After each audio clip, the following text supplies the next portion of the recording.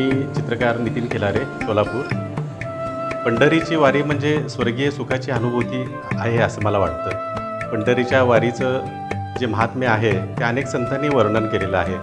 पंढरीला जाण्यासाठी वारकरी ज्या आतुरतेने जातात आणि पांडुरंगाचं ते विलोभनीय रूप पाहतात, त्याचप्रमाणे वेगवेगळ्या कलावंतांनासुद्धाही त्या पांडुरंगाची भक्ती करण्याची एक इच्छा असते.